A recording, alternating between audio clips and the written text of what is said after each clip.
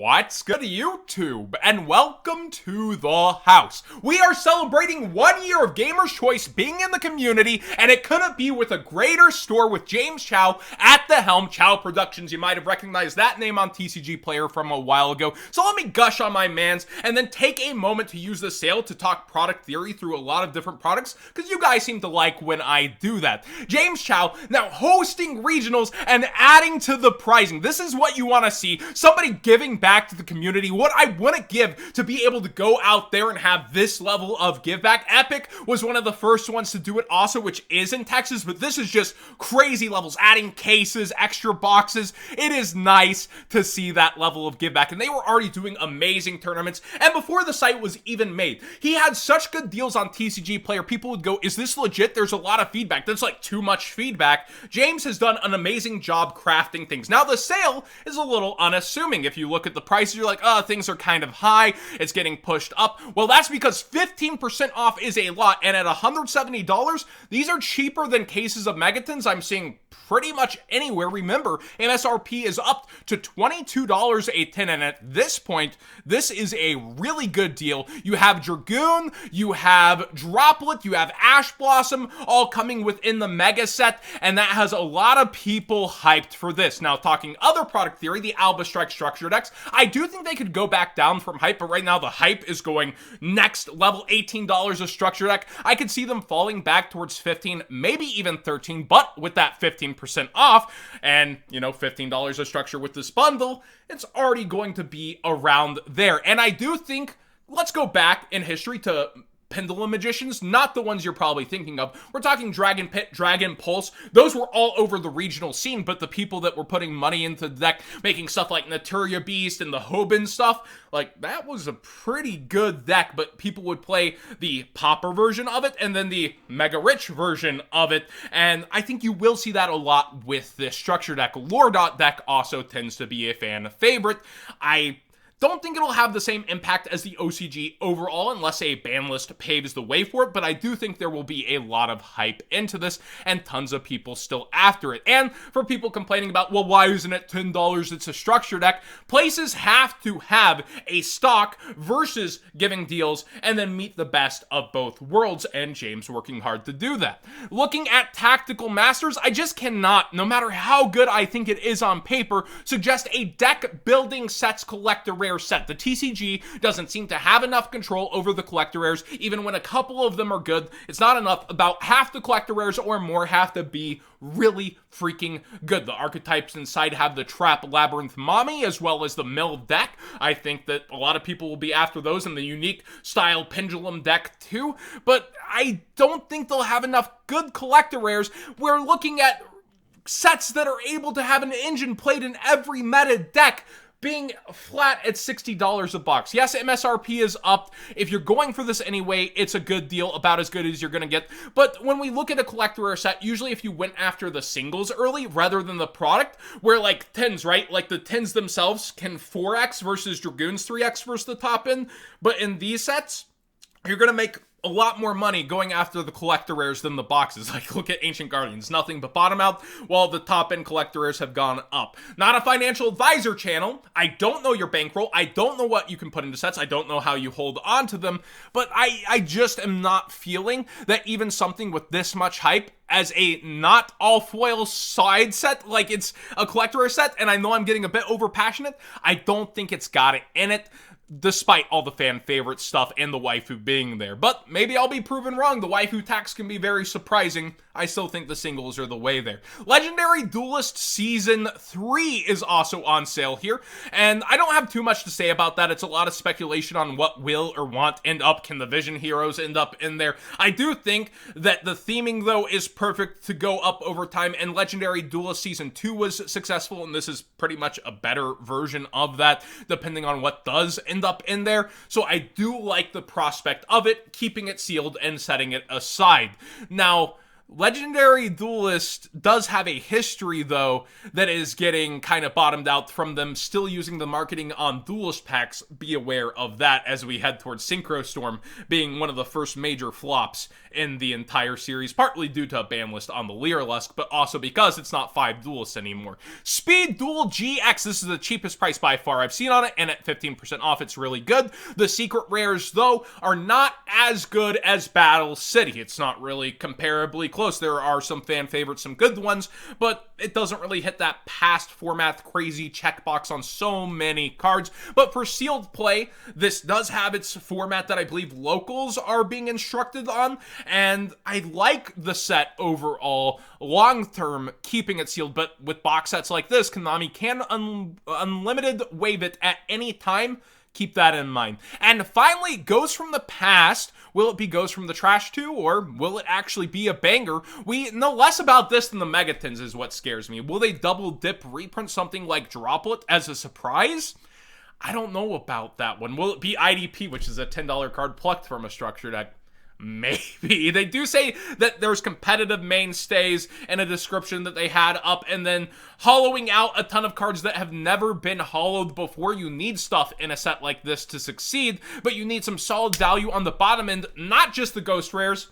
Last year, the Ghost Rares hard carried. I don't think that can happen twice in a row for hypebeasting it. Otherwise, you would see this sold out of quantities everywhere at this point, as we're actually approaching the release in a month and a half where Ghost 1 was sold out. But this is heavily ordered compared to Ghost 1 now, isn't it?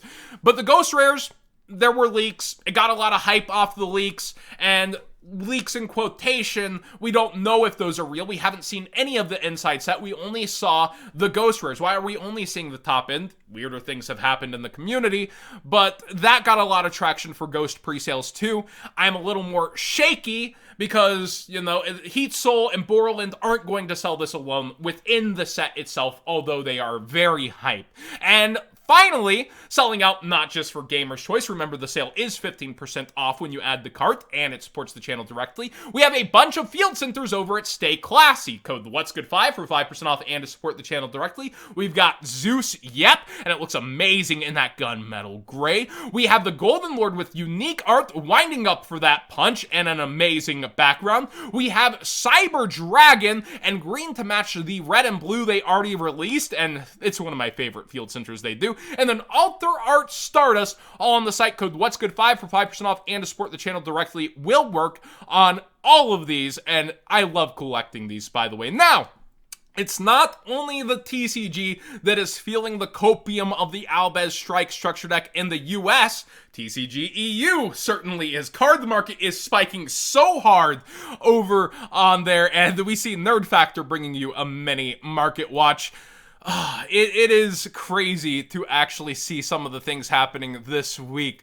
I'll touch on Aluber in a second. I want to get to Droplet real quick. I know I'm bouncing. I'm a little hyper. I'm passionate today. But Droplet is going down for the secret rare out of Brothers and up on the secret rare from Rise, and people are asking me why.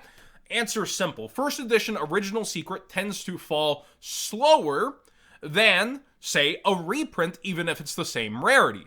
You do have a top rarity in Ultimate, but that is over twice as expensive as it pretty much should be, which would fall out the least on a reprint, but this version will hold a little more value than, say, a reprinted version of it, whereas they know that this version will bottom out worse than the original first edition secret from Rise. That's why people are dumping these and grabbing these, although to which proportion at this point, $40 seems like a bit much, but Rise is a legendary set. It's become a Luber watch. Pretty much you need some lube for a Luber at this point. Just the spiking upward graph, now $140 lowest. Actual sales rates going crazy. Congratulations if you bought this at $20 to $30. You have won most expensive Stratos in all of Yu-Gi-Oh! And third most expensive archetype card pretty much in the game for monsters. Heraclinos being a gladiator beast, but also a boss monster. And then Dracosac, which, let's face it, that was for Dragon Rulers. The Mecha Phantom Beast players were crying that they couldn't get their card. You weren't topping too many regionals there. This is one of them besides Dark Destroyer for a main deck card. Dark Destroyer is the only other card I can remember being in the main deck that was part of an archetype on this level, but correct me if I'm wrong. Let me know in the comment section down below some history. That's more off the top of my head and a small stream discussion. But for Stratos's, I think this is it. Not Rhoda's, specifically Stratos's. I think this is the most expensive one that we have seen out there. And remember, that cap at events, that $120 or $100 cap, which would keep cards to $120 on average, because after fees and shipping, you would see a $100 bill on it, and then vendors in the building are getting the same price to sell it at $100. It's not there. Regionals are back. Events are back. People are overhyping this to a great degree in my mind, because I thought right when we would be on the cusp of a release, we'd see it at 120. We'd see it at 90 building up to this. It has surpassed all that, and it's not going to have probably the same impact as the OCG, but it will have an impact. Don't get me wrong. It's a really good deck. We're going to see how it fights our current ban list, though, and how the engine is going to do its work. Now, it's not just the Aluber stuff going crazy. Super Poly got bought out, which goes directly with that, and we see the Super Poly targets now starting to go. Crush Cards brought this to light, and they ended up saying they're responsible for part of the spotlight on this. But we do see Predaplant Trip over here, which hopefully, Hopium, reprint in Legendary Duel Season 3, has no alternate version and is going up in price. You also see the holographic Predaplant Drago Stepelia out of Dual Power. It is up in price. There are budget versions of that, but they're going lower in quantities. And then you have the secret rare Starving Venom Fusion Dragon. Let me make sure I have the actual current page, because I had some of these tabs up for stream last night. The first editions are going on a little rocket to the moon, and the lowest is now $25. I've always kind of liked this card too. I get the OCG ultis for my collection here and there. Fright for Patchwork up in price. We talked about a little bit of Fluffle hype and Fluffle's doing something at events. I didn't know that the rare for this got bought out further than the ultra rare. Doesn't make too much sense for me, but I guess it's the original. I would think I would rather have the holographic version, but Fluffle cards are quite often more expensive than you might think they are, and always on that cusp of being in buyout range. So be aware, one of the best ones, Fright for Patchwork, finally is seeing that crazier spike in the price heading up towards $5. Pretty good penny stock, if you ask me. Ice Dragon's Prison is on pretty much everybody's mind, as it missed the Albaz Strike structure deck, and it's a great generic card that has been underestimated around this price range before. It came out at $7, spiked to $40, went to $60. Everyone's like, well, I saw that coming, but not to this degree. Nobody held on to it till $60 from $7, unless it was probably by accident, or you were mad strong-arming and timing the market. The secret rare, I think, is better than the ultra rare. If I'm honest, it just fits the picture better, and if there is another reprint, say and goes from the trash to, or somewhere else to pluck it into a set after being plucked out of a structure deck, this secret rare version's probably going to hold up better even than the original. So I would think of this version. There were about 161 listings right around the announcement. Now we see 120, so it is going downward consistently, yet staying at the same price as the 10s. They're super thirsty for value, and there's tons of competitors for this card. So what will the actual fallout be? Only time's gonna tell that story, but likely upwards towards 12, maybe 15, and then actual gameplay might dictate that, you know, besides just market speculation. Reinforcement of the Army Collector Rare is getting a little spike up here. King's Copium towards 106, 107. It was down under 100 for just a little bit. And I do think King's Court, with that Lightning Storm reprint announced also for the Megatons, they're just getting so much. That's going to bleed a little value from King's Court, although it's actually up a couple bucks from when I last looked. I think it was 71, 72, and now they're towards 74. This Millennium Rare looking wannabe stuff in the Pharaoh Rare, it just ain't it. It's a terrible look on the cards. The secret rares are the only redeeming one, which are misprints, and you can tell how the community has reacted with Obelisk, a 1 per case card being obtainable at just $20. Quite the joke, but maybe a bit of a stonk at some point. I was looking around at Toon stuff, and Toon Table of Contents Super Rares actually at an all-time high.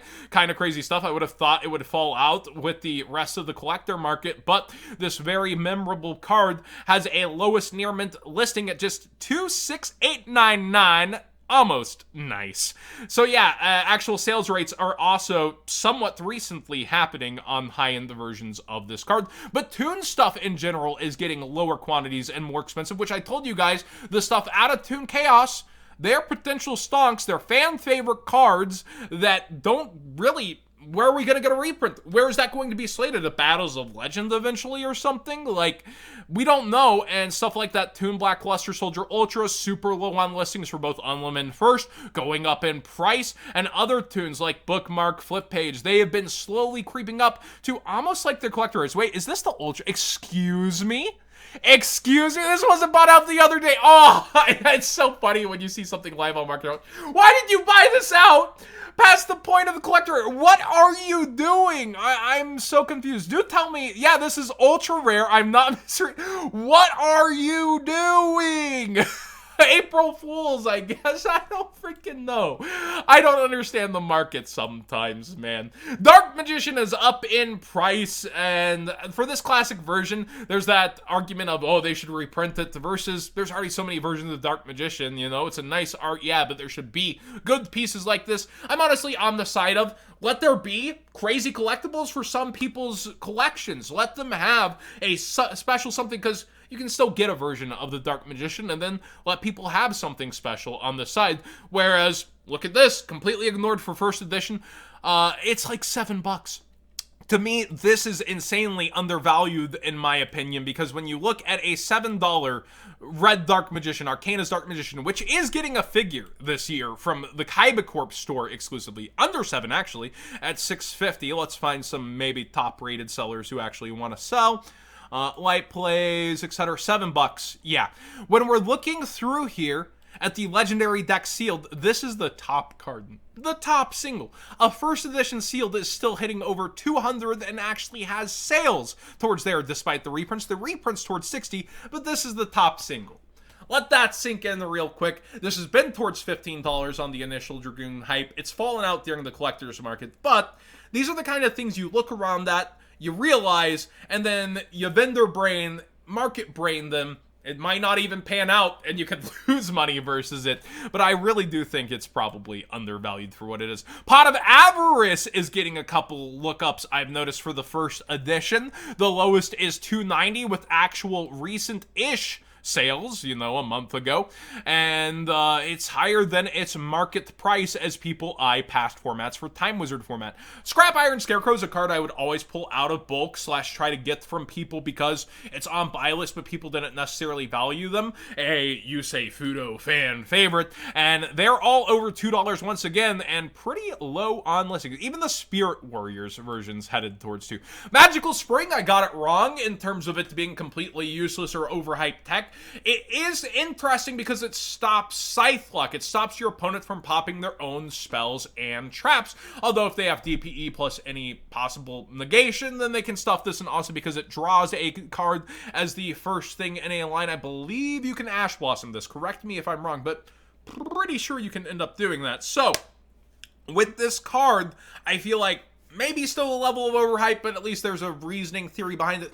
Let me know if you think it's getting overhyped or not. And finally, speaking of past formats, there's only one Super Machina gear frame, and it's getting bought out right now. I find this kind of funny. The Super Rares, $5+, and the first edition, lowest at 10. I love me some Machinas, I love me some past formats, but they're shenanigans all around the market. So what did you think of the product theory for the start of the stream? Along with the huge sale at Gamer's Choice, are you going to be picking anything up during the sale? Are you staying away from sealed after the last year of kind of disappointing results? Overall, I went on King's Copium, winning but not as much as I thought I would. And then there's just certain products where you can't really tell, and that's why it's a gamble going sealed to keep sealed, and you got to sit on your money longer than you might with going with singles. But let me know what you think about specifically the sets, the announcements, the hype, the lack thereof announcements of with Ghost, and I want to hear your thoughts on a lot of these as well. And remember, stay classy as those field centers up, code What's Good 5 for 5% off and to support the channel directly.